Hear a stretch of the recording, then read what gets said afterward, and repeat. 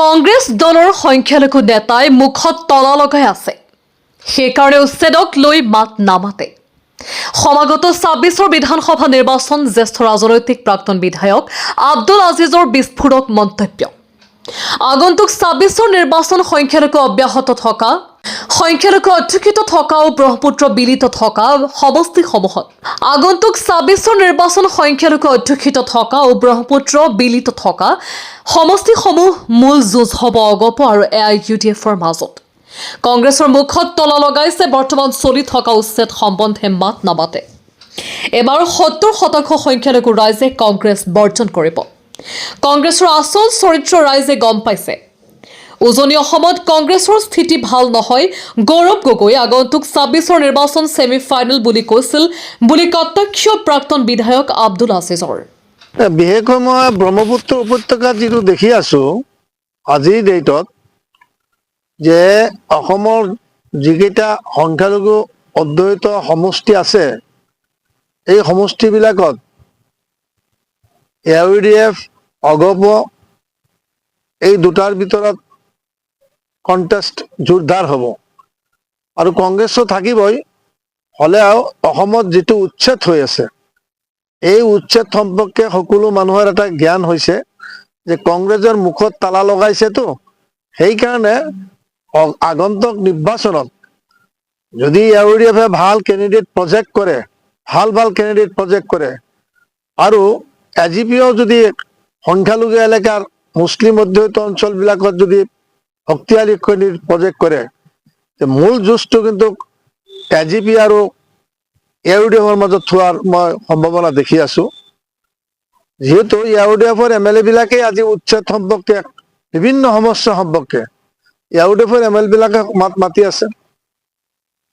গতিকে এই ক্ষেত্ৰত কংগ্ৰেছ বহুত জাগাৰ পৰাই মানে ৰাউটেড আউট হ'ব।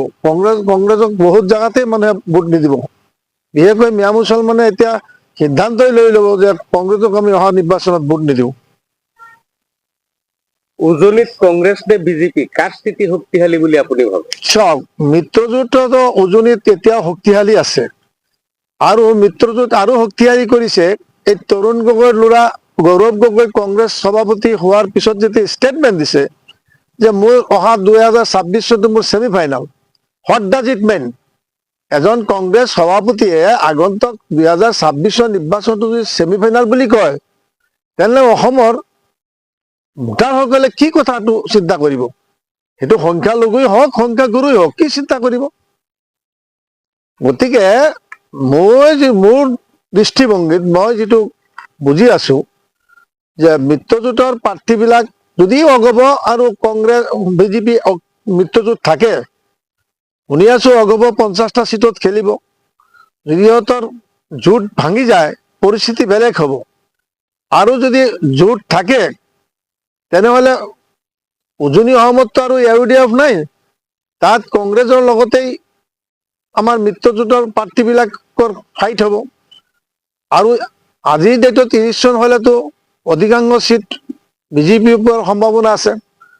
আৰু যাৰ কাৰণে অসমৰ মুখ্যমন্ত্ৰীয়ে এটা টাৰ্গেট কৰি লৈছে যে সংখ্যালঘুৰ ভোটৰ কোনো তাৰ প্ৰয়োজন নাই, কিন্তু অসম গণ পৰিষদৰ প্ৰয়োজন আছে।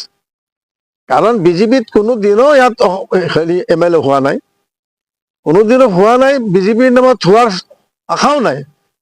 কিন্তু প্ৰফুল্ল মহন্ত ছেকেণ্ড টাইম অসমৰ মুখ্যমন্ত্ৰী যেতিয়া হৈছিল তেতিয়া অগপত 7জন মন্ত্ৰী আছিল মুছলমান। গতিকে অগপৰ আজি যিকেইজন নেতা আছে অগপৰ নেতাসকলৰ ফালৰ পৰা উচ্ছেদ সম্পৰ্কে যিকোনো কথা সম্পৰ্কে মুছলমান সম্পৰ্কে কোনো বিৰূপ বক্তব্য দিয়া আজিলৈকে দেখা নাযায়। কাৰণ অগপ দুবাৰ শাসন কৰিছে, দুবাৰ শাসন কালত সংখ্যালঘুসকলৰ ওপৰত আজি যিবিলাক উচ্চবাচ্য ব্যৱহাৰ কৰি আছে অসমৰ মুখ্যমন্ত্ৰীয়ে, কিন্তু এইবিলাক প্ৰফুল্ল মহন্ত দুবাৰ মুখ্যমন্ত্ৰী আছিল, এইবিলাক বাক্যবান কৰা নাই। গতিকে AGPৰ প্ৰতি মানুহৰ এটা সংখ্যালঘু মানুহৰ এটা প্ৰেম প্ৰীতি আছে, কাৰণ দুবাৰ শাসন কৰা চৰকাৰটোৱে কোনো ধৰণৰ অত্যাচাৰ সংখ্যালঘু মানুহৰ ওপৰত কৰা নাছিল। আজি যেনেকুৱা ইভিকশ্যন চলি আছে বা আজি যিবিলাক কথা বাৰ্তা কৈ আছে মিয়াবিলাকক দবাই ৰাখিব লাগিব আৰু 10 বছৰ ৰাখিব লাগিব। মিয়াবিলাক হাতীগড়ত বহি আছে, খাই পেলাব, শেষ কৰি পেলাব। এই যে এইবিলাক কথা বাৰ্তা যে কৈ আছে সেইকাৰণে বিজেপিৰ প্ৰতি আমাৰ মানুহৰ কোনোদিন আৰু সদ্ভাৱ জন্ম নহ'ব পাৰে বা বিজেপিৰ প্ৰতি সমৰ্থন নাথাকিব পাৰে। নৱগঠিত চামগুৰি সমষ্টিত 26ৰ নিৰ্বাচনত কি হ'ব বুলি আপুনি ভাবে? চাওক, মই কোনো ৰাজনৈতিক দলত নাই এই মুহূৰ্তলৈকে। না মই, যদিও মই প্ৰাক্তন বিধায়ক হ'ব পৰা হৈছিলো, মই এতিয়া অগপ দলতো নাই, AIUDF দলতো নাই, বা কংগ্ৰেছৰ লগতো মোৰ কোনো দিন সম্পৰ্কও নাই। কিন্তু কথাটো হ'ল কি, মই এই সমষ্টিত আজি 5 মাহ ধৰি পঞ্চায়ত ইলেকশ্যনৰ আগৰ পৰাই ঘূৰি আছো। কিন্তু চামাগুৰিত যিটো মই দেখিছো, চামাগুৰিত যদি শক্তিশালী প্ৰাৰ্থী এটা অগপৰ হয় আৰু শক্তিশালী প্ৰাৰ্থী এটা AIUDFৰ হয়, যদিও কাৰো সংগঠন হিচাপে মজবুত নহয়, ভেটি মজবুত নহয়, তাত অন্য দুটা দলৰ সংগঠন আছে, কিন্তু তেনেহ'লে লাষ্ট হাঁহিটো মাৰিব পাৰে, হয় AIUDF মাৰিব, নহয় AGP মাৰিব। এই দুটাৰ ভিতৰত খেল হ'ব।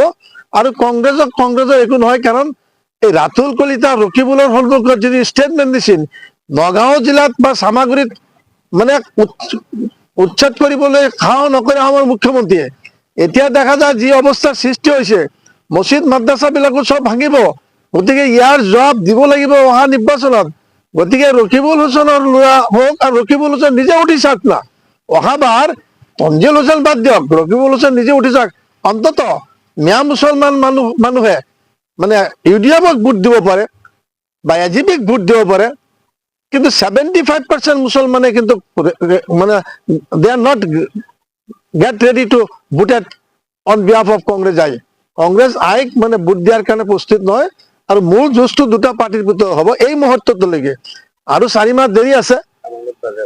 মানে কোনে কিমান ভোট পাব সেইটো কথা নহয়, কিন্তু মোৰ এটা সন্দেহ হৈছে, যদি আজি UDFও যেনেকুৱা এতিয়া আমিনুল ইছলাম জেলৰ পৰা ওলাই অহাৰ পিছত যিটো ভূমিকম্পৰ সৃষ্টি হৈছে মাইনৰিটি বেল্টত, বিশেষকৈ নগাঁও জিলাত, কিন্তু মই দেখি আছো যে ইয়াতো যদি ভাল কেণ্ডিডেট এটা প্ৰজেক্ট কৰে, ইয়াতো ভাল যুঁজ হ'ব।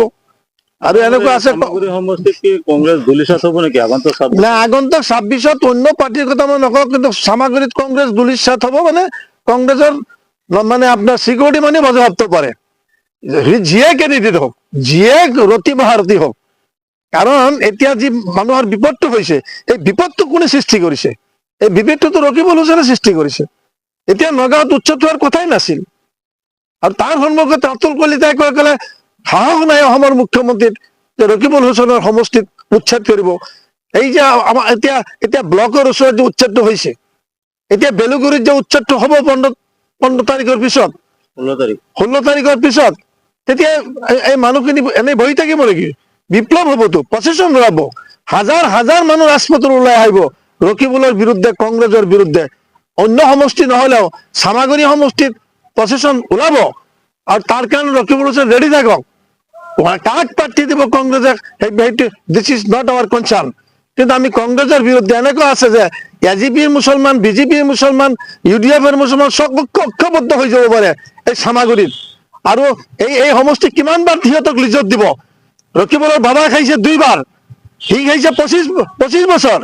এতিয়া আকৌ তাৰ ল'ৰাক আকৌ এই লিজত দিব লাগিব নেকি? এতিয়া আমাৰ ৰূপহী সমষ্টিৰ 10টা 11টা গাঁও পঞ্চায়তত সোমাইছে নহয়, আৰু সদৰৰ পৰাও আহিছে নহয় বিগত